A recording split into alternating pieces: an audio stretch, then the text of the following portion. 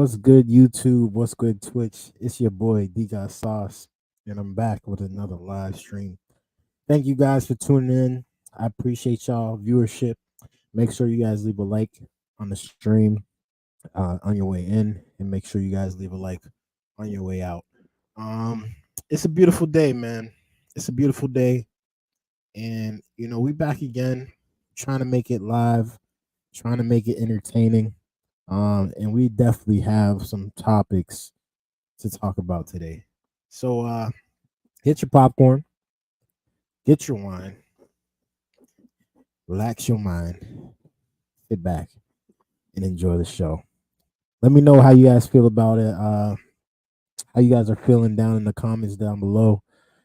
Make sure you guys, tell me how you're feeling. Tell me how you're feeling today.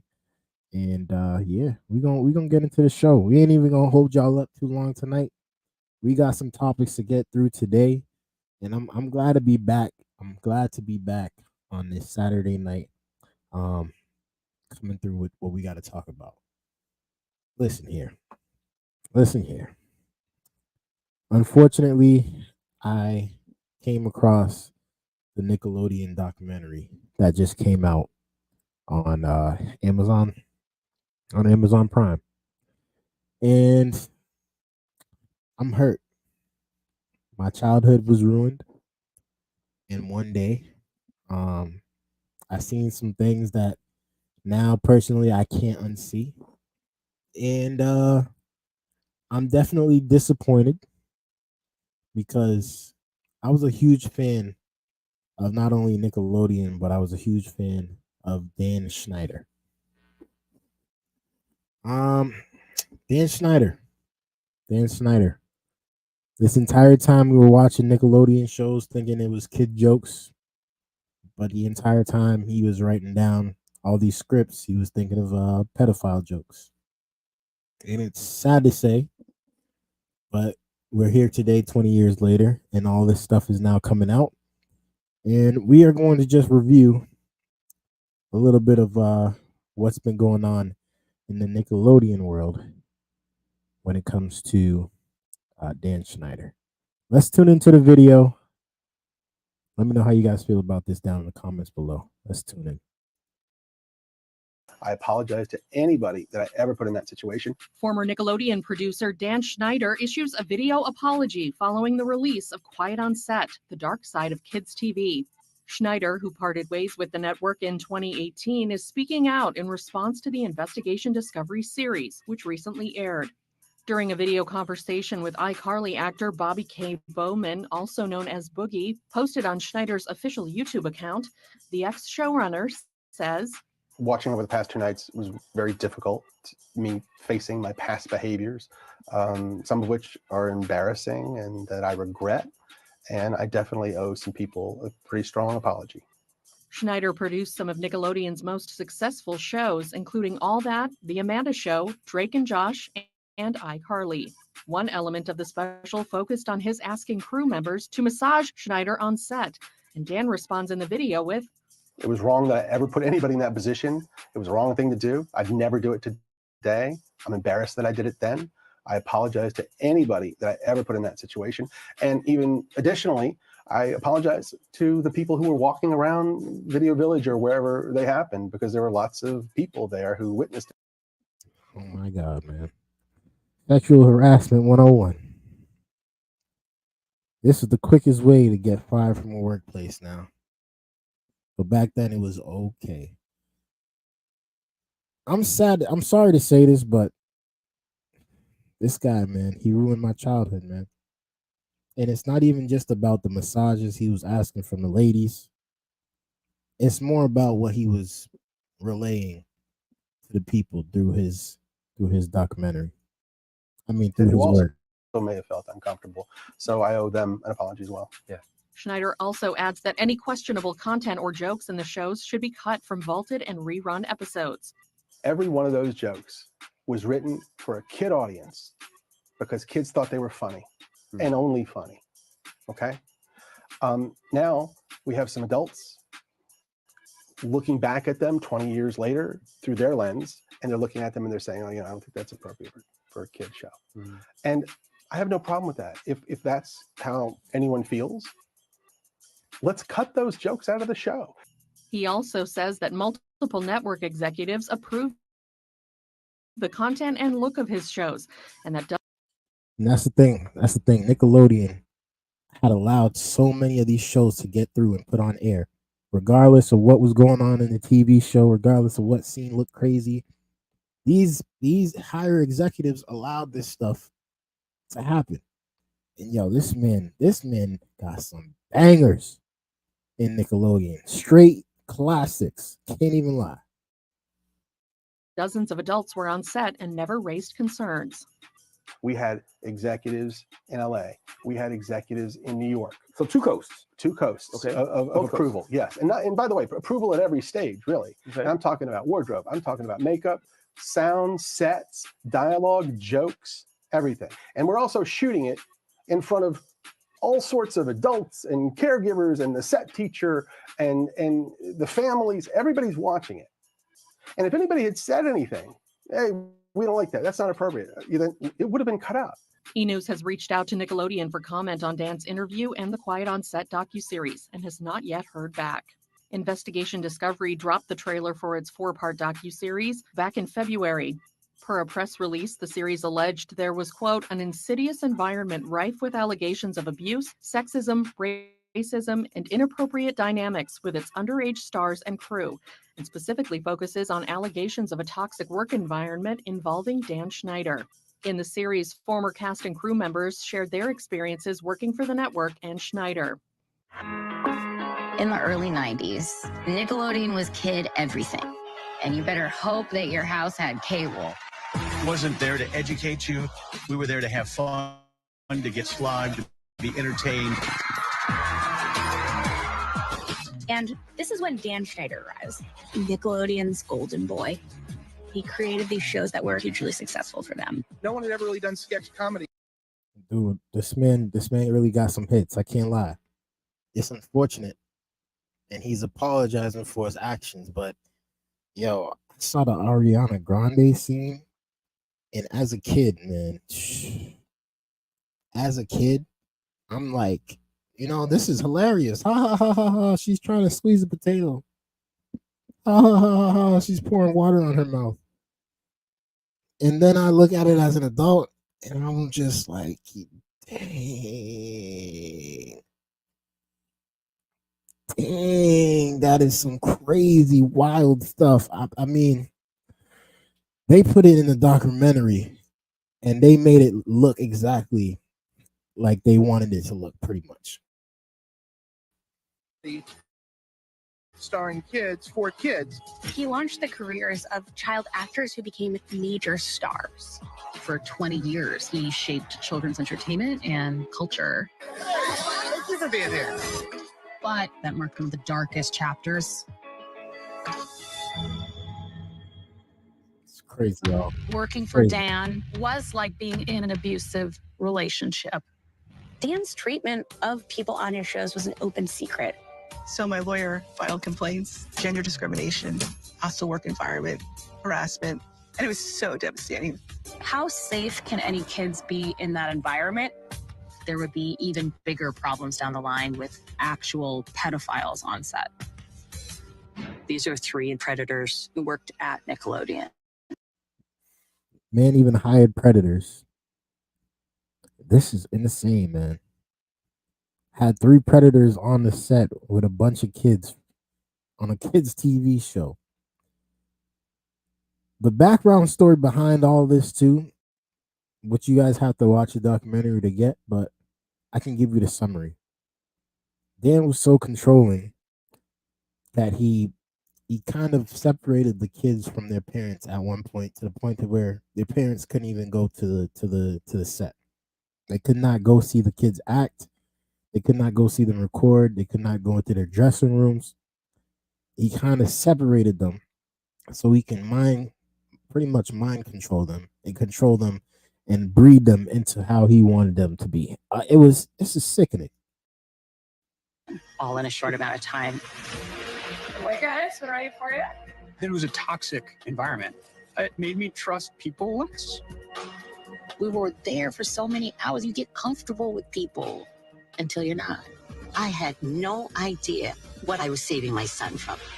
It's a house of horrors. They find this enormous trove of child pornography. The officer said we found Ziploc bags, each one with a girl's name on it.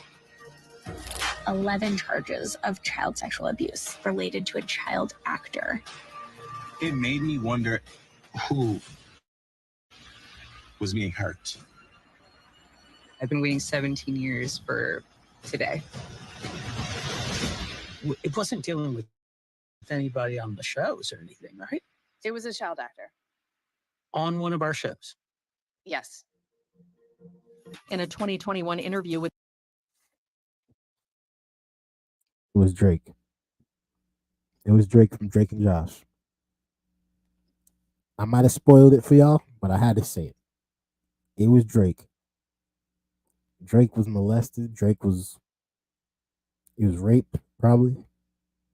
And he was separated from his family at one point where his mom and dad had gotten divorced. And the mom had ended up taking full custody because Dan Schneider talked to Drake and told Drake you should get away from your father. And his dad was the only one that said, no, this guy's kind of weird. This guy's kind of freaky. I don't want you so close to him. But that made Dan Schneider want to go after him even more. And he ended up getting what he wanted. And the mom was not in any shape or form able to stop Dan Schneider from doing what he wanted to do. And it seemed like she actually didn't even care because she would allow him to sleep over certain people's houses at a young age. She would allow him to stay longer hours on set without her being there, not knowing what's going on. This whole thing is completely just messed up. It's messed up. It's sad. It's so dirty. And it's unfortunate that this happened to people on the Nickelodeon cast. And it's unfortunate that we have to talk about this today, honestly. Because like I said, as a kid, man, I was just looking at this stuff as innocent, funny kid jokes. But now as an adult, my mind has been changed completely on all of these topics. But let me know how you guys feel about that down in the comments down below. If you guys watched the documentary, comment your thoughts on the documentary. And shoot, let me know how you guys feel about this. This is crazy. Hopefully they get the justice they deserve. I don't know if there's an actual court case going on now with Dan Schneider. I'm going to look into it more. But after this, I think he's going to get the R. Kelly treatment. And it's well deserved. Well deserved. Thank you guys for tuning in. I appreciate y'all viewership. We're going to get on to the next topic, though. There's been some news about these officers. They were called the Goon Squad. Now, I didn't really know anything about this particular case really until recently, and apparently these cops had been pretty much, they tortured two black men, and now they're getting their sentence, and they're getting a good sentence. Justice is probably going to be served out of this, but this is really to show you that demons show up in any shapes, form, and sizes. Whether they're in a blue badge, a brown, silver badge, gold badge, blue uniform, whether they're in all black hoodies, they show up in different sizes and different forms. And shoot, what I'm gonna say from all of this is just pure evil. I know you guys might say it's racism, but at the end of the day, it's evil. Let's tune into the video and see what's going on with the Goon Squad. Well, in Mississippi, 2 out of the 6 former deputies are facing sentencing today for torturing 2 black men last year. So far, a federal judge sentenced Hunter Elwood to 20 years in prison. Jeffrey Middleton will be sentenced this afternoon.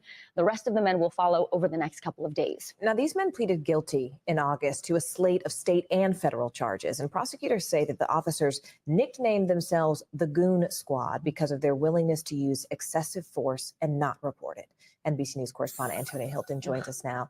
Antonia, I mean, frankly, these charges are disgusting, and it's something that unfortunately some people didn't realize were even happening or forgot that this even happened. And it's not quite as rare as we think. What are the charges specifically? You know, you're right to point that out, because one of the conversations happening in Mississippi right now is that for many Black elders there, this feels like a relic of what they were hoping was a bygone era, something from the 20s, 30s, 40s, 50s in the South that shouldn't be happening today. But what happened that night in January of 2023 is that these 5 former deputies and 1 police officer entered this home, no warrant, no evidence that anything was happening there. And they proceeded to torture these men for hours using food, at one point a sex toy, and threatening an execution. And that's how one of the men, Michael Jenkins, ended up being shot in the mouth by one of the officers, who's the officer who has been sentenced to 20 years. So this is heinous, doesn't... Y'all heard that, man? They tortured these men, tied them up, wrapped them up, did whatever they did, and forced them to do things sexually.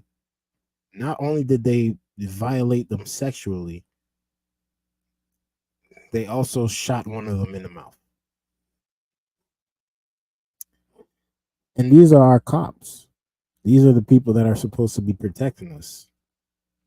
They broke into their house without even a warrant and just went berserk. And people wonder why heads is saying defund the police. Because we got these type of bad apples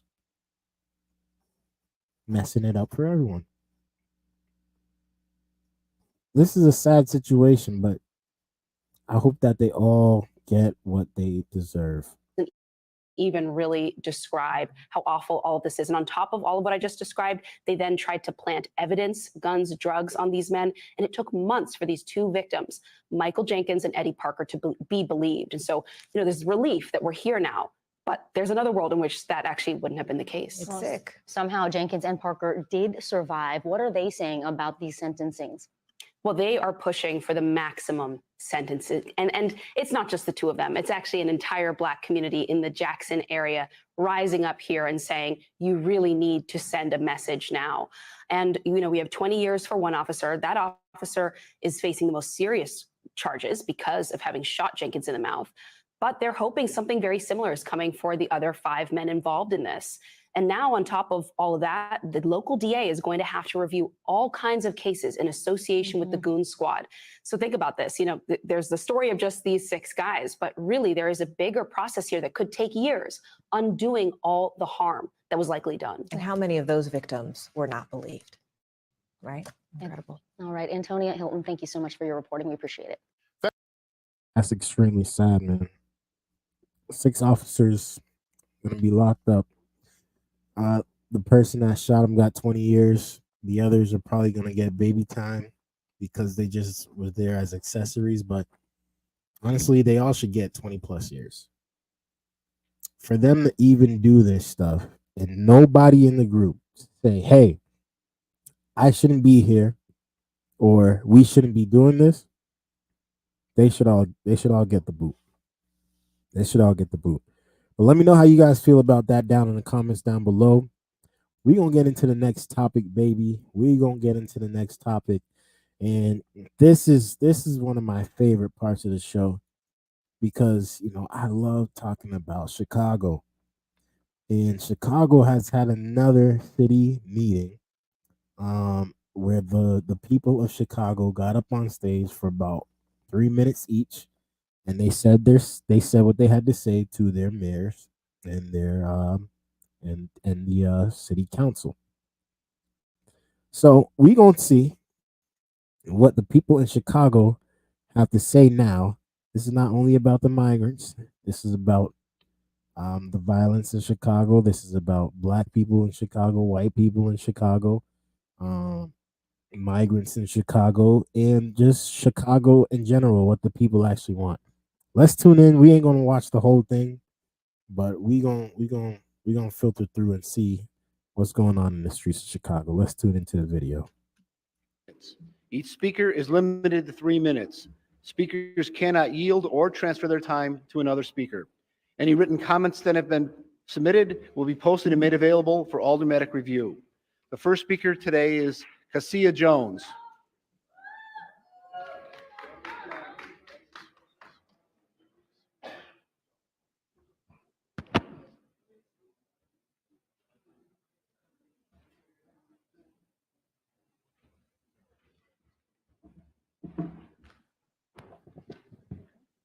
Please, good morning. Good morning, everyone. Good morning. I'm a constituent of the Gage Park neighborhood. Since June, you decided to turn our park into a shelter. Our community is running lawless with illegal Venezuelans taking over our streets. We feel like prisoners in our own homes. As a taxpayer, we can't even enjoy our own park anymore. We are unable to take walks. Our amazing programs have been removed, especially for the disabled children that live near this park. We worked hard to improve our park, our neighborhood, but because of your irresponsible move, this is not impossible. Their illegal cars are parking on the residents' permit street. They are selling food without permit, causing traffic, yet no police reinforcement to help us. Guys are standing on the side of the building, doing God knows what, riding their bicycles around the neighborhood and looking to break into our houses, garages, and cars. Smoking weed and drink in the park in broad daylight. You guys threw us to the wolves, and now we have to deal with the trouble you brought to our neighborhood. Unlike the illegals, as a legal immigrant myself, I know what I had to do to enter your country. I was required to do a background check, vaccinations, pay an expensive fee, bring a work letter from my previous job. Shall I go on? Some might be good, but the others are here to cause trouble. For example, my neighbors had their car broken into, packages stolen from their front yards, and someone pee on my property. Yes. I'm requesting all the Someone peed on your property? They outside on your streets selling mangoes and watermelons with the what's it called again? What's the Mexican pecan or something like that?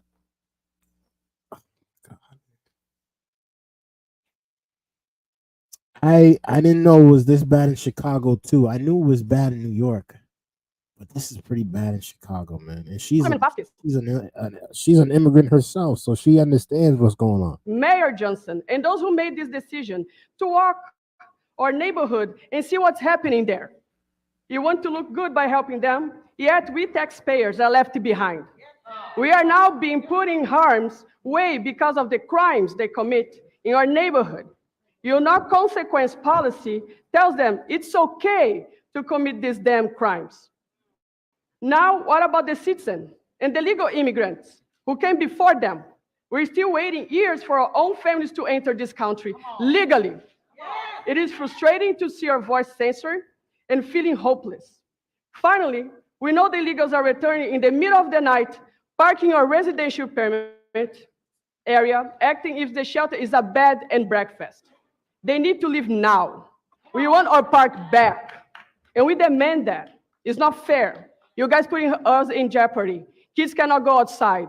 2 weeks ago, someone was peeing in my yard. A lady grabbed a branch of a tree and took my package from Amazon.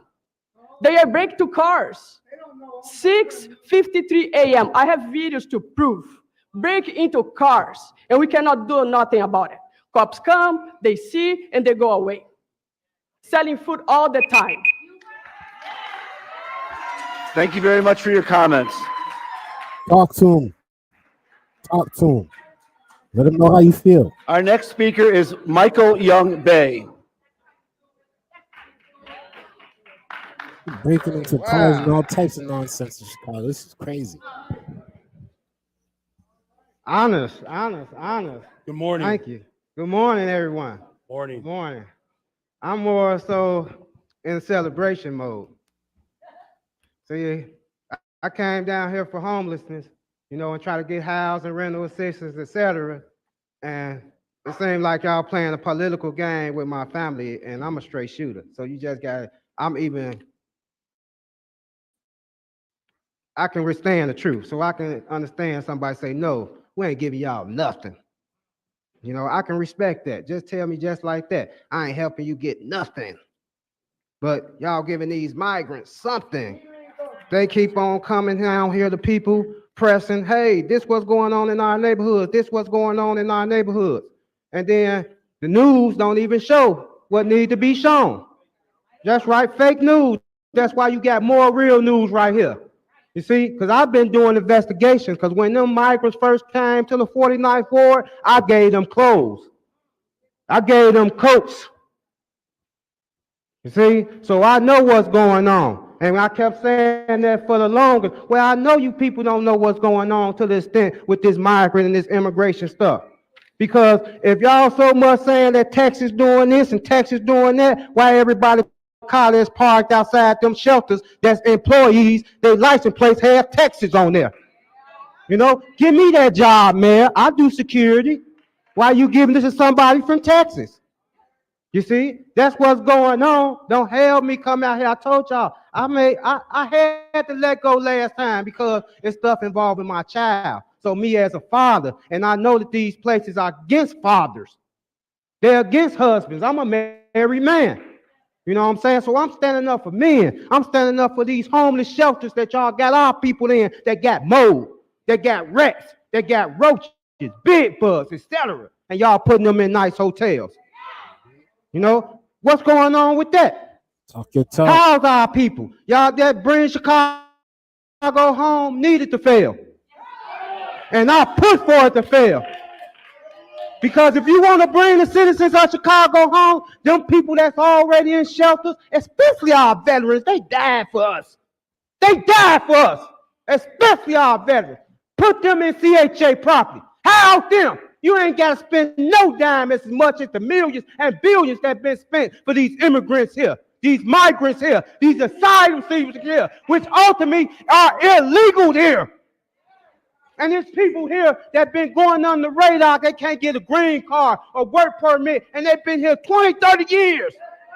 Seniors panhandling on the street because they can't get nothing. I'm for the people. And I ain't come to... Thank you. Thank you very much for your comments. They ain't coming to play around at this city hall meeting, man. They ain't coming to play around, man. And this is what I like and I respect about the people in Chicago. Not the crime, but the people that are doing good, the people that are paying their tax, the people that are living their everyday lives, trying to make it, trying to survive, just doing it the right way. This is what I like about the people. They come up there and they let their voice be heard. They want the people to know how they feel. And we feel y'all, Chicago. We feel y'all. Our next speaker is Mrs. Lawrence.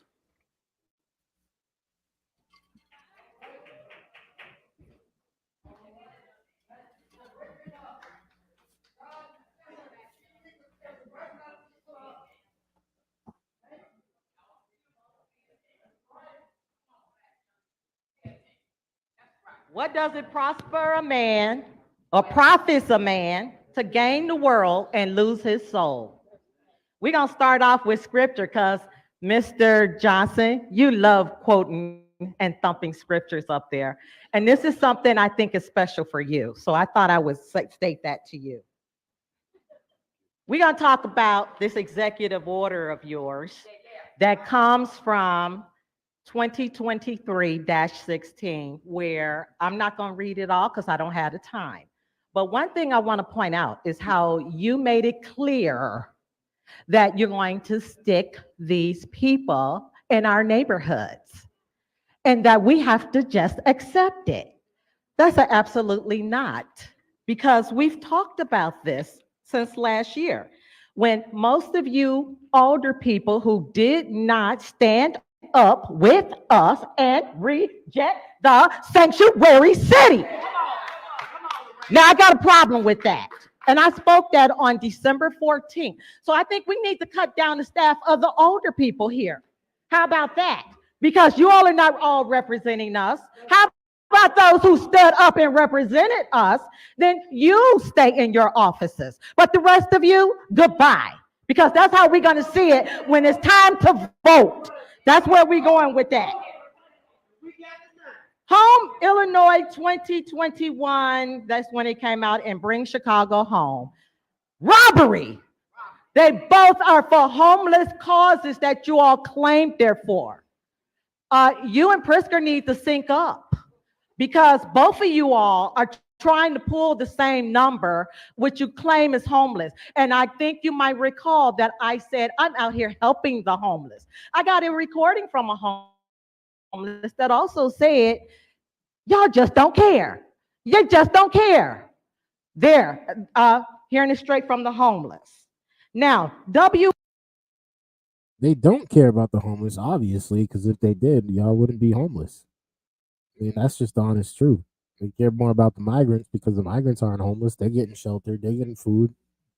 But yeah, they don't care about the homeless, nor do they care about the people that are struggling to find their next meal.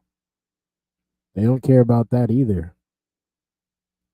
Yeah, they might care about the migrants coming in, of course, but they don't care about those people that have been here already struggling. If they did, then they would have taken care of y'all already. So thank you for stating the truth. WOTC, Work Opportunity Tax Credit, 400 plus businesses. Hyatt, which is Prisker's company, all are hiring refugees and kicking all of y'all out. Now, how about that for news that's not being broadcast? See, I do my digging, I do my research, and all of you all will know when I step up here to this mic, I bring the facts. I don't bring no opinions. So you all need to be careful of how you think you're treating us because we coming for this. We bringing our city back. We removing all these illegals that's breaking our rules and laws, and we're fed up. So it needs to stop. Get your police out there and stop them breaking these laws. I got a lot more to say, but since my time is up, I think I picked on the most important, essential matter. Get it cleaned up. Thank you. Well said, but let me just add my 2 cents into it. Y'all don't only need to be talking about the migrant crisis in Chicago. Y'all need to also be talking about the terrible black on black or black crime in general, especially in Chicago.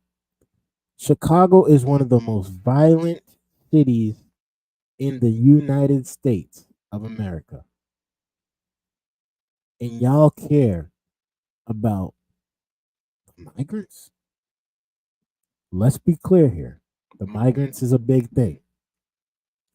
But an even bigger issue in Chicago is black crime. But let's watch one more person and see what's going on. Thank you very much for your comments. Our next speaker is George Blakemore. This is the guy right here. Everybody Wait now. I don't want y'all to steal my minutes. Even though those clocks are up here on me, they tick quietly and quickly. Illegal immigrants. Something is wrong with black people. You got all these black faces in high places and you get nothing. Who will let knock on my door? I don't know you. Where you come from? Who's your mama, your daddy? Are you a criminal? Are you a pedophile? You're not getting in. You're not. Your ass not getting in. Excuse me. You're not. I don't know nothing about you. The young lady say a background check. Who are these people? Where did these people come from? Why would you bring them here? And why would you push them on the black community, the most poor of all? We are in a caste system here. And at the bottom of this caste system, black people. I'm not talking about India. I'm talking about right here. And you got the audacity, you black ones I'm talking to, the audacity to bring in an illegal immigrant. Why would you do this? Sell out. Ain't your mama. House in. Yes, I said it. Because that's the way you act. It's something wrong here. It's something evil here. It's something corrupt here. What is it, Mr. Blakemore? All of these people here are Democrats. All of them are Democrats. Well, over in China, they got a one-party system. In Chicago, they do too. Yes, the most corrupt city in the United States. The most racist city in the United States. Who said that? Dr. King? Dr. King, what is your criteria for corruption? Bert and all I'm getting down. I know my man right here is like, it's gonna be a black issue all night. Is this all we gonna talk about? All these dudes right here is all of them right here is gonna be like, is this all we gonna talk about tonight, or are we gonna talk about other stuff? Just because y'all always talking, y'all always asking for something. Just say it. Don't get on me in the comments now. Don't be mad, but it's the truth. There's black people that are out there, and all they do is look for handouts. It's just the facts. But let's continue. Died, stealing, and just terrible here. And these young people are coming here, and they're looking at me, and they're looking at you. Now, you all make your opinion. It's something evil here, something corrupt here, something un-American here. You're going to bring in the illegals? When they wade across the Rio Grande, they're not wading across to help black people. They are selfish people, and we black people got to be selfish. Self-preservation is the first law of nature. And that preacher talking about loving everybody. Black people love you. Love you. Thank you very much for your comments. Honestly, I don't know why they like that man so much. He really be going up there and he be just talking out his buttocks. I'll be honest with you. Ain't nothing he said up there is something that any of the council is going to take and actually consider.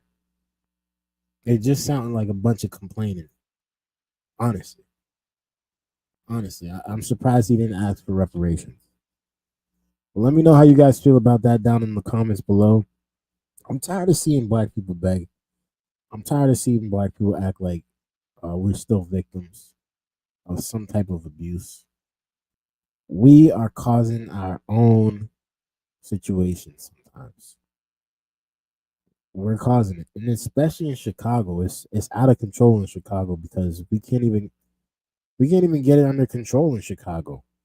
The violence alone, the poverty alone for the black community is so bad that it seems like there's no possibility of stopping it. And that's something that I wanted to keep mentioning because I know they're upset about the migrants, but they're not upset about kids killing each other in the streets.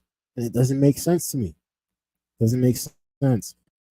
But let me know how you feel about that video down in the comments below. We're gonna get into the next topic. A couple of weeks ago, we reviewed how the National Guard wanted to take was asked to come and look over Brockton High School, and they got denied. Of course, the National Guard was like, "Nah, we ain't dealing with this. We ain't going over your schools. We ain't trying to help y'all clean it up. Nothing like that. Y'all, we're leaving this for the teachers and for the city of Brockton." And I don't blame them. So we got a video now of seeing what the update is after they've asked for the help. Let's tune into the video and see what's happening in the streets of Brockton, Massachusetts. The Brockton School District is taking steps to make its schools safer. It is planning to hire a director of security and double its security staff. It also commissioned an independent audit of its security. Yeah, the fights in the high school have really dominated the headlines. But what is it like in Brockton High on just a normal day? WBZ's Christina Rex spent 2 days there and brings us an exclusive look at the challenges the school is facing on a daily basis. Not an airport or a government building. Good morning. Instead, a high school. It's a school you've heard about a lot lately. Students at one high school are so out of control, educators, they're calling in the National Guard. But ask the superintendent of Brockton Public Schools. Brockton High School is not just fights. It's more than fights. A letter sent by half the Brockton School Committee to the governor last month referenced a, quote, disturbing increase in incidents related to violence, referencing kids roaming the halls and leaving school property. The result was a firestorm of attention, even a report calling Brockton High the most dangerous school in America. Brockton High is the most dangerous school in America? That's what they're saying about Brockton. That's what they're saying about Brockton. And it's unfortunately sad. Because I know a lot of people there. I know a lot of people that have been there, have gone there, and they are not a reflection of this. But the bad people that are going there are making it so bad for the other kids that it's looking like it's one of the worst schools in America. Brockton High, the most dangerous school in America. The letter that was sent to the governor was not a stunt. We heard our teachers, we heard our students. So what is it really like behind closed doors? We spent 2 days inside Brockton High for a firsthand look. No blowout brawls, no mutiny in the halls in our 2 days at the school. Students and staff admit there is a problem. Go Boxers! Woo! It starts at morning announcements. Miss Bennett, social science. This list, teachers absent without a substitute. On this particular day, there were 16. Kids who should be in those classes learning are instead in the cafeteria, supervised by one teacher on duty. Thank you. Angela Gerodier is a teacher and a 2018 graduate. How is the Brockton High you teach at? Oh, she's like 20 years old. And y'all expect a bunch of students to go and now listen to this young whippersnapper right here? She's not even 100 pounds. She's probably 190 something pounds. I'm saying she's about 93. A lot of kids are probably scooping her up and tossing her overboard. I'm hoping not, obviously, but I'm just saying if it's really like that, then it's probably gonna happen. This is the best they got. Not saying that she's not good. I'm just saying there needs to be more. At the same or different from the Brockton High you graduated from? There was a stricter demerit system. Like we couldn't even wear spaghetti straps. There were a lot more teachers around. Staffing levels are the heart of the issue. An $18 million budget deficit discovered this past summer led to 113 teacher layoffs in the district. Now the school can't fill positions. Kids are like, well, I'm going to do whatever I want to do because there isn't consistency. And I think these kids respond well to consistency. That's what. My question is, why do they take out an education in their budget?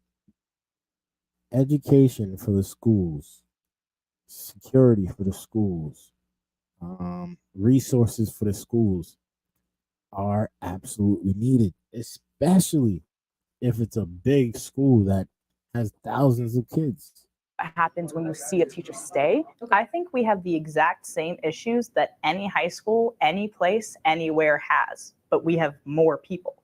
So if you look at it, it seems worse than it is. That bad rep has actually dwindled enrollment. We've lost 800 kids. How you doing? With 3,700 kids right now, Brockton High is still the largest public school in Massachusetts and one of the largest in the country. It's broken down into 4 houses to give kids a tighter. That is a college. That's not a high school. They need to build another high school, if anything. They got 4 different sections in high school. That's too big.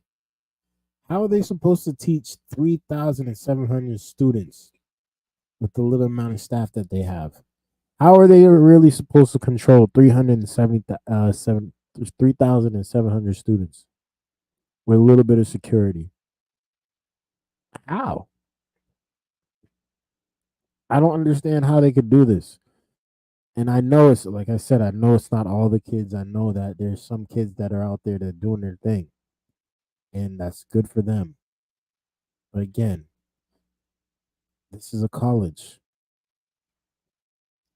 That's how much people are there. It's way too much kids. They have to split it up somehow.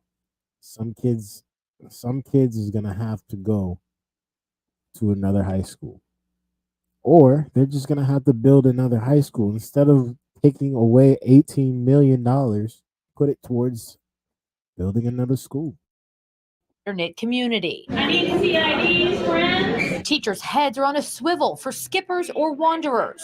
Because while many students flourish in their classrooms, the momentum stays the same. When violence breaks out, it happens in the rush of a crowded hall. If you're not where you're supposed to be, they'll snatch you in the hallway straight like that, put you in in-house. That's why a walk of rounds with Principal McCaskill sounds like... I got that ID. I'm loving it. All right, folks, let's go. Get that hood for me. Get that hood for me. Thank you, sir.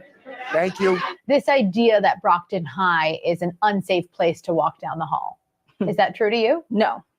I have not felt unsafe once. Kids speak truths that grown-ups often overlook. What do you think about the fact? How you not feel unsafe once, but they asking for the National Guard to be deployed? What? Some students, I mean, some teachers are just not. They're not on the same page, I'm guessing. That we're doing a story inside Brockton High. I think Brockton High is an amazing school. It's just the bad side gets out too much. We gotta spread the good side of it. What's it like to go to school here? It depends day to day. One day you could have a really good day at the school, and then the next day it's like completely out of control. Have you ever witnessed a fight here? Like once or twice, I think. In my 4 years, I've never seen a fight in person.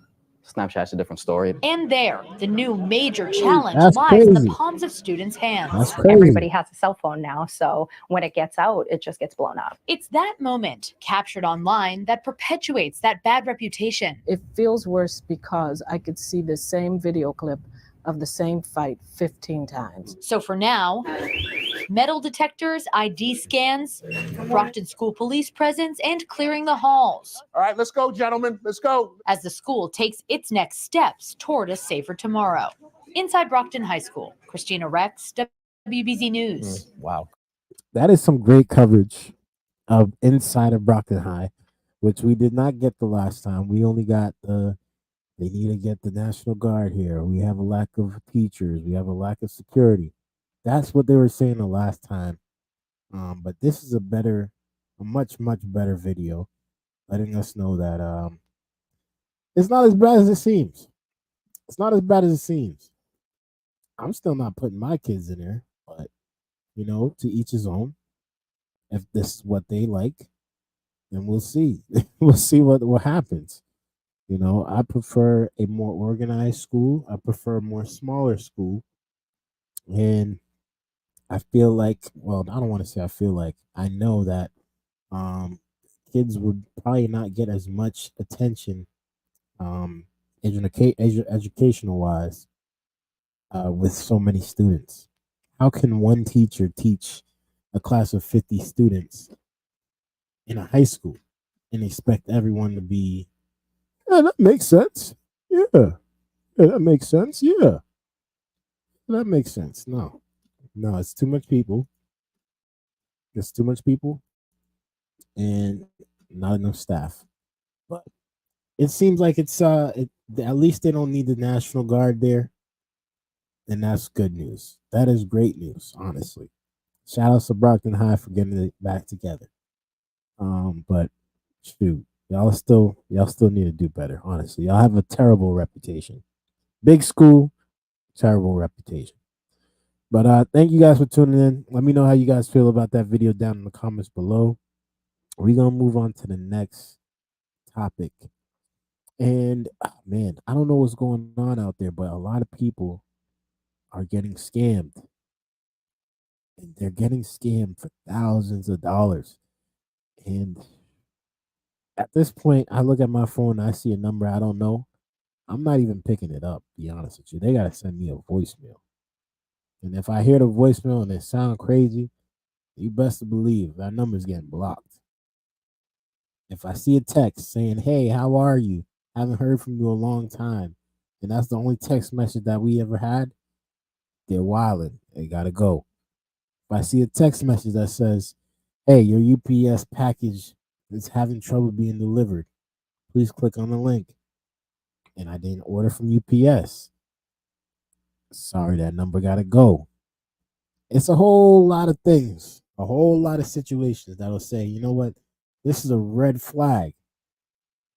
This is a red flag, but people are still going through with it. Let's see what's going on with this scammer and how this Pennsylvania family got scammed out of 25 grand. Let's tune into the video. We have a warning tonight about a bank account. Fall for it, and you could be out a lot of money. A Delaware County man found out the hard way. Our Chris O'Connell explains. All it took was one very believable phone call, 3 text messages, and a Delco family was out 25 grand. Instead of stopping a wire transfer from happening, that I was actually giving authorization to it unwittingly. It was the phone call that changed Eric Westerveld's life. 3 days before Christmas, his phone rang with a toll-free number he recognized. It appeared to come from his bank, Wells Fargo, calling with reports of suspicious activity. The convincing woman on the other end first rattled off some legitimate bank transactions he just made. Then, one of the last things she mentioned was a pending wire transfer for under almost $25,000. That's crazy how good these scammers are getting, though, to the point of where they can get into your information without you even sending them anything. Without you even logging into your stuff, they already have your information. They just need they just need a few codes or a few numbers from you and a few yeses from you, and they could just take everything. It's insane how good these scammers are. And she, of course, asked me if this was legitimate. I said, I've never sent a wire transfer for any amount of money in my life. Absolutely not. She's like, well, we're going to have to take some steps to put a stop to this. She said, I'm going to send you some text message codes. I just need you to repeat the codes. We're essentially going to put a stop to this wire transfer. in just a 12-minute call and 3 text messages. Wells Fargo will never call or text you for this code. Do not share it. And you still set in the code? I'm confused. He initiated a wire transfer of just under $25,000 from his family's savings account. Eric says within a minute, he called back Wells Fargo. He was told to go to his local branch in Media, only to find out he was scammed. The money was gone. In a written response, Wells Fargo said he was responsible for the online wire transfers. The claim was closed. It was obviously emotionally disturbing and embarrassing. I mean, you know, you have to tell your family this and stuff. I mean, it really caused a hardship over the holidays for us, as I imagine it would any middle-class family. This isn't money that we can afford to lose. He has since filed reports with the Upper Providence Police and the State Attorney General's office. On its website, Wells Fargo tries to raise awareness for the latest common phishing and imposter scams, but even Westerveld, who considers himself tech-savvy, says scammers are getting more sophisticated. You just don't really understand, I think, as the average consumer, even someone who's sharp and up on these things, exactly what's right and what's wrong, what's false, what's real. It's very, very difficult. Now, we've been in touch with a spokesperson from Wells Fargo. They said they needed more time to investigate this particular case, but they have promised us a statement. We've also included a link on our website to some tips to help prevent these kinds of scams. Listen, y'all. Listen. If it's a 1-800 number, a 1866 number, scam likely, I ain't picking it up. I ain't picking it up one bit. I'm not getting scammed I'm not trying to get scammed for no 25K. If my bank calls me and they ask me for anything, automatically in my head, it's a scam. I'm not doing it. I'll go in person. Thank you. Have a nice day. It's sad. It's sad, honestly. But y'all gotta be careful, man. People, this is a $1 billion business for a reason. And they're out here to just take all of our money. So let me know how you guys feel about that video down in the comments below. Thank you for tuning in. I appreciate y'all viewership. Make sure you guys leave a like on the way out and on your way in. I should have said that backwards, but it is what it is now. We're gonna get into the next video. And oh man, a lot has been happening this past week, especially with the migrant crisis, but this is the first time that we have seen this year migrants rushing the Texas border in El Paso after they just put up new barbed wires. This is crazy what's happening. Let's tune into the video and see what's happening in El Paso. Look at this because this could be the most shared video over the last 24 hours. A sea of migrants you see there along the Texas-Mexico border in Eagle Pass. That video taken by a photojournalist for the New York Post. It was a huge crowd of migrants that broke through that first line of defense, razor wire, and then pushed right past those guards, then entering into the U.S. illegally. But what you'll see is they didn't get far because a few feet in front of them was a bigger border wall.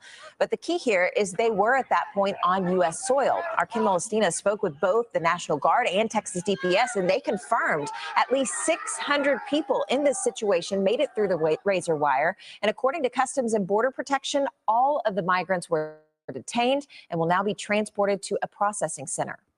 Now, Customs and Border sent CBS News Texas a statement stressing the consequences of entering the country illegally, stating that individuals without a legal basis to stay in the U.S. will be subject to removal to their country of origin.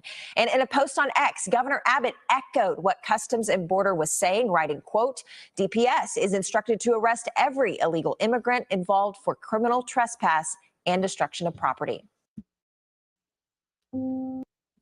That is wild. That is wild. Look at this. Can we just look at this video again, though? Let's see what. Get far because a few feet in front of them was a bigger border wall.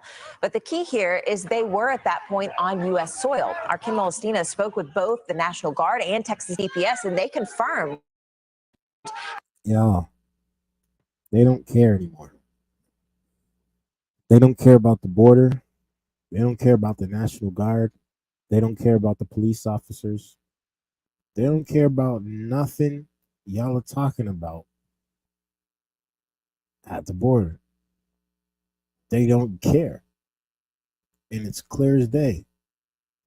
Now, if you can have hundreds of people come to the border and see men standing up, men and women standing up with military assault rifles, and they do absolutely nothing about it.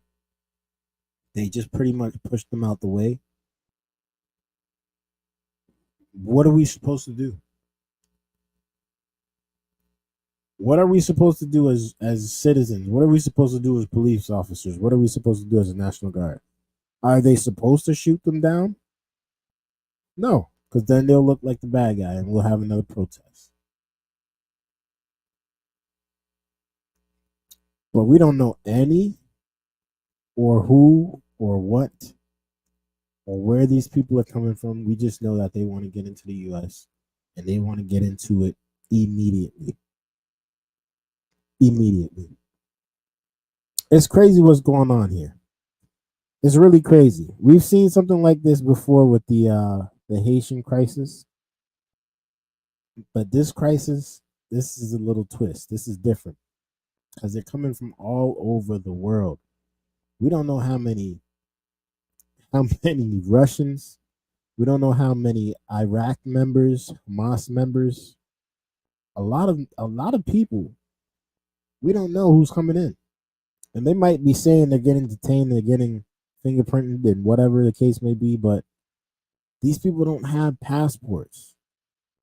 They don't have any information. They can be given fake names and call it a day, and they're processed, and that will be their name in the United States. They're not getting background checks. We can't get background checks from someone who lives in Venezuela. We can't get background checks from someone who lives in Ghana or China. It's a crazy, crazy circle. And wow. That's all I can say about this, man. Wow. What are they going to do? When is this going to stop? Who is going to stop it? Not even stop it, because immigration is going to be a thing forever. But this illegal stuff is wild. At least 600 people in this situation made it through the razor wire. And according to Customs and Border Protection, all of the migrants were detained and will now be transported to a processing center. Now, Customs and Border sent CBS News Texas a statement stressing the consequences of entering the country illegally, stating that individuals without a legal basis to stay in the U.S. will be subject to removal to their country of origin. And in a post on X, Governor... I don't believe it. I don't believe it. Mexico has just told us recently they don't care what we're talking about. If someone from Mexico gets over the border, they are not coming back. Y'all keeping them. So what are they going to end up doing? They're going to end up either putting them in jail or letting them out and giving them shelter. And it's backwards, y'all. It's backwards. Our borders are free. I know there's going to be thousands more, if not millions more people coming in. And my words to us, to my viewers, is just to get prepared. Get prepared. Get your money right. Get your education right, because these people are not coming here to play any games. Some of these people are coming here to get that American dream that you want. So that means that they're going to be your competition. And some of the people are coming here to just kill, destroy, and tear down the American people. We'll be seeing what's going to happen in the next few years with all the terrorism that could possibly come from this crisis. We'll see. Let me know how you guys feel about this down in the comments below. Thank you guys for tuning in. I appreciate y'all's viewership. We got 2 more videos that we're gonna get through, and then we're gonna head on out of here. Yeah, make sure you guys leave a like on your way in and on your way out. Let's tune into the next video. In Brooklyn, they are protesting against homeless shelters in Brooklyn, New York. Not only are they protesting against migrant shelters, now they are protesting against homeless shelters. Let's tune into the video, man, and see what's going on in the streets of Brooklyn, New York. The city's plan to build a new shelter in Bensonhurst, Brooklyn is being met with defiance. It's sparked frustration with people who live in the neighborhood, claiming it will do more harm than good. Fox 5's Jessica Formoso was in Brooklyn as a group protested the plans. They chanted and mobilized. Hundreds of people taking over the intersection of 25th Avenue and 86th Street in Bensonhurst, Brooklyn, Saturday afternoon to stop a homeless shelter from opening. Where you can do the right thing for them.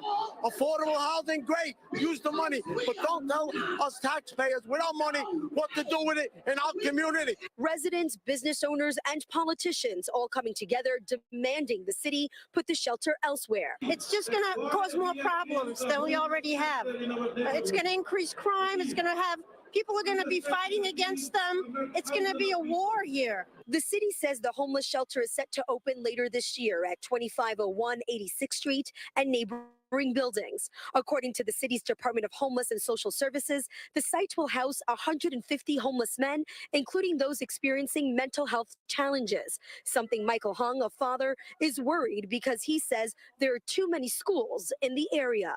We're concerned that it's the homeless will affect the safety of kids that, does walk around the street, and it's a danger. They create a dangerous situation. Now they should have had somebody else speak. I'll be honest with you. They should have had somebody else speak. There's somebody that just got a little bit more English. I understand they trying to show the culturalness of New York, but they could have sent somebody that had just a stronger English accent so the people could understand. I'm just joking with y'all, but this is crazy. This is actually crazy. They don't want the homeless people to be sheltered in New York. That doesn't make sense to me. They'd rather the people that are homeless to be out on the streets instead of them being sheltered. And then they complain that the migrants are getting sheltered, but the homeless people are not getting sheltered. And this is completely backwards to me. It doesn't make sense of why they would be protesting against getting help for the homeless. They need jobs, yes. They need shelter, yes. They need food, yes. They need a situation that'll get them to bounce back, yes. And I believe that a homeless shelter could possibly help. Now, maybe if the location is not where they want it to be, then I understand that. Move the location. But as for a homeless shelter being built to help the homeless, they do need that.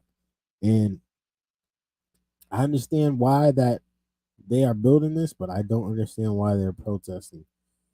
I do understand why they are protesting because they want their neighborhoods to be safe. They don't want it to be if the shelter is by schools, they don't want the kids to get affected by the shelters. All that stuff makes sense, yes. So move the shelter, but they still need shelter. Assemblyman William Colton represents this district. This is the wrong place and it's the wrong policy.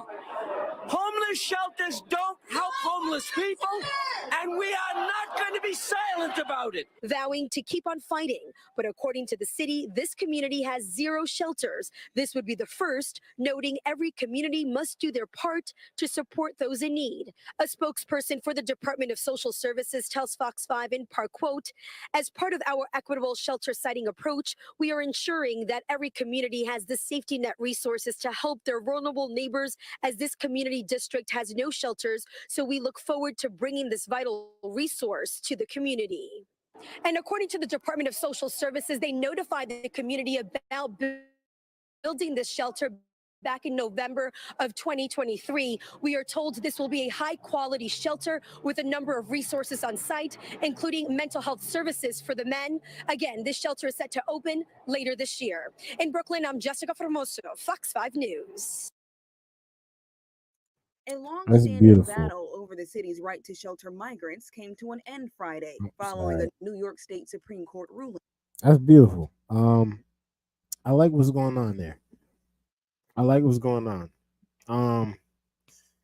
Although I disagree that homeless people do need shelter, I agree with they do need shelter. I do agree that they do need to put the shelter in a better place. If it's in front of a child's school, that's the wrong place for a homeless shelter. It makes sense. If it's in front of a child's daycare or even a high school, it's the wrong place. It sends the wrong message to the people. It sends the wrong message to the kids. And yeah, I wouldn't want my kids to be going to a high school that has a homeless shelter right in front of me. To be honest with you, I'd feel the same way. But thank you for tuning in. Let me know how you guys feel about that down in the comments below. I'll definitely be looking forward to reading that. Yeah, let me know how you guys feel about that. Thank you guys for tuning in. We're gonna get into the last topic of the night. If you made it this far, just know that I love you. I appreciate you. And shoot, we doing this. It's episode number 32. A lot has been happening this week, and we're gonna try to break it down to the people in our best ability possible. Um, we don't know everything, but what we do know, we'll bring to the people. And for this next thing, I know for sure this is a big thing. Truth Social is going public. Now, if you didn't know, you're hiding under a rock. Trump owns Truth Social. And if you didn't know, and you're hiding under a rock, Trump is getting sued for almost $500 million. And the great thing about this is if and when Truth Social goes public, that will bring his net worth up at least about $1 billion more just from him going off public alone. Let's tune into the video, man, and see what's going on in the streets of Donald Trump's world. Matt Egan is here with the details. This is fascinating. John, it is fascinating. Donald Trump looks like he's on the verge of a massive financial win. His social media baby, Truth Social, is finally about to go public after years of legal delays. Shareholders are likely to greenlight a merger between Trump Media and a blank check company called Digital World Acquisition. Now, if you look at a live look at that stock price, pre-market it is up 3%. The higher this stock goes, the richer Donald Trump is, at least on paper, because this deal calls for Donald Trump to own about 79 million shares of the new company. So at these prices, we're talking about a stake that is worth more than $3 billion. That's Y'all see that? Y'all see that? This is some serious money, and it changes the entire spectrum of the presidential candidacy if this is a possible deal that is going to go through. It changes everything. It changes everything. No longer is Trump running and looking for money. No longer is he worried about getting sued. No longer is he scraping for pennies. He's saying, you know what? It's up to the people. Let the people do it. If the people want me in, I'm going to make my stock public. Y'all buy it up. And I'm going to have a certain percentage of stock. And y'all make this thing go skyrocket. If y'all really want me in, it's going to be up to the people. And I love this route that he's going. huge. That is almost 10 times the bond that he's supposed to post by Monday in New York. Now, here's the bad news. It's not like Donald Trump can just take that stake. It's not like it's sitting in Robinhood account. He could sort of just tap a button and send it over to Letitia James and the New York authorities.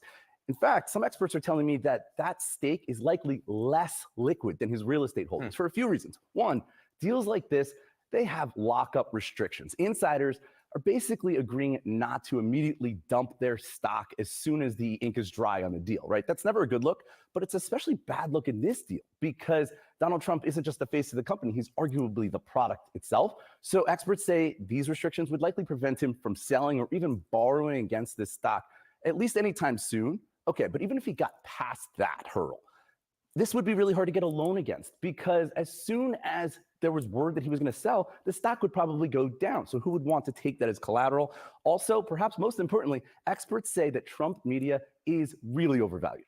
Yeah, talk about that a little bit more because there are all these reports that the share price is being driven up. I don't want to use the word artificially, but being driven up here. This is a social media company that's losing users. It is. Man, I don't know. Trump's fan base is so strong. His people support him so much that they might just allow this to happen. They might want this to happen. It happened with Twitter.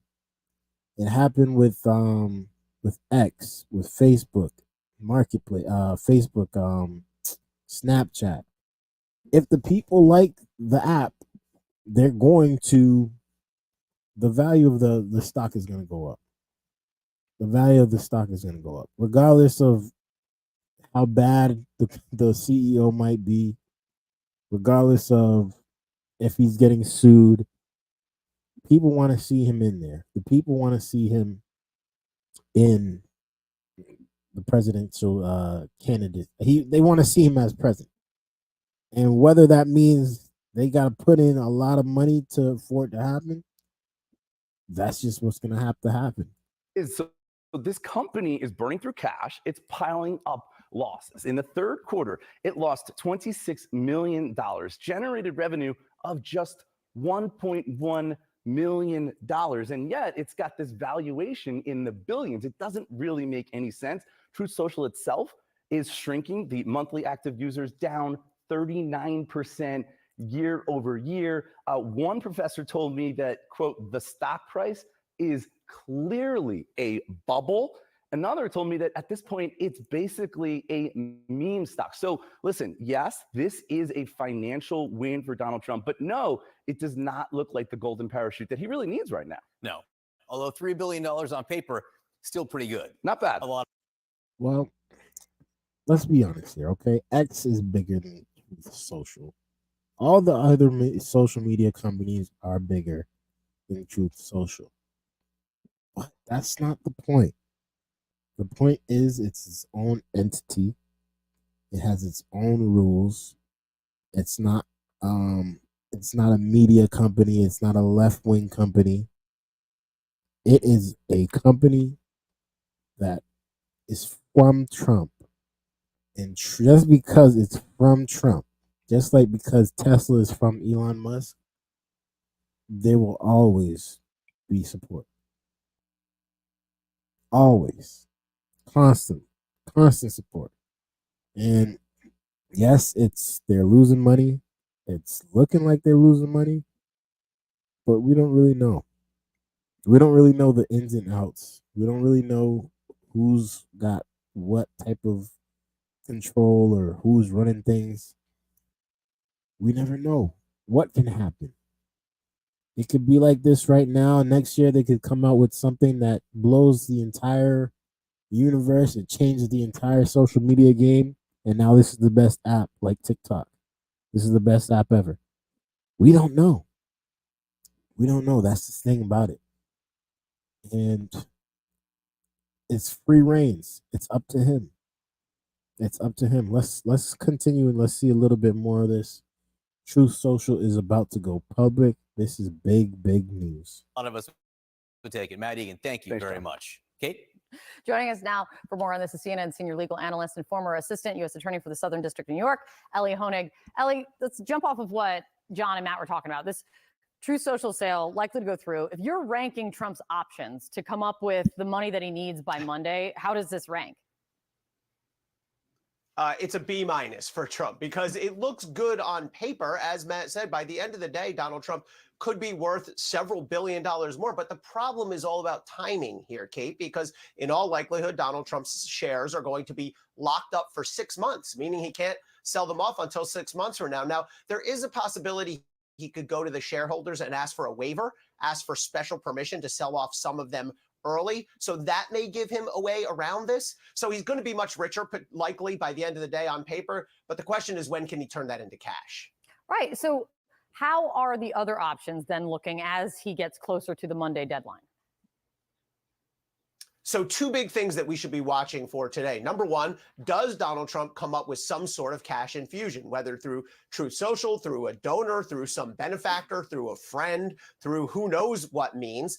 And the other thing we need to watch for is the appellate division. Remember, Donald Trump went to that Court of Appeals earlier this week and asked them to either delay or reduce the amount of the bond. Now, appeals courts do that sometimes. They have the power to do that. It's hard to know how often they do it. There's no real data available, but there are certainly examples of appeals courts coming in and reducing bonds by 50, 60, 80%. So we've not heard yet from the appeals court, and we could hear from them at any moment today. So we could actually really can stand by to see if maybe we get some more information on that at some point today. How does This is what I like about these different news channels. Some news channels will tell you it like they see it, and some news channels will tell you it from the total opposite way. CNN is not like Fox. Fox will tell you what you want to hear, if you're a Trump supporter. CNN is more likely going to tell you what you don't want to hear, and they'll have a little pushback, which I appreciate both sides because we need to hear the good and the bad to be able to make it an informative decision. Um, Trump Trump is being sued for a lot of money, and he's getting sued, and he doesn't have the liquid cash. He has it all in assets, and he has up until tomorrow, sorry, Monday, until he has to either pay it up or they'll start seizing assets. And for the longest time, we have not been knowing what Trump is going to do because he said he doesn't have the money. But this big news coming out here, it shows us a little bit of maybe some type of light to where Trump could possibly bounce back regardless from this situation. Even if he has to file for bankruptcy, he can possibly bounce back. And this is the insane part about all of this. This is super entertaining. It's very, very, very entertaining. I love what's going on. I hate that he's going through a lot of this stuff because, you know, at the end of the day, he really didn't do anything fraudulent. Let's be clear here. They just really hate him. They really hate him over there. So they're trying to do everything that they can to make sure he doesn't get into the president's seat. But if he does, it might be looking slow for a lot of y'all, all y'all judges out there that are coming for him. It might be looking real, real slow. That's all I can say about that. We'll see. We'll see. I thank you guys for tuning in. Let me know how you guys feel about that video and about Truth Social going public down in the comments below.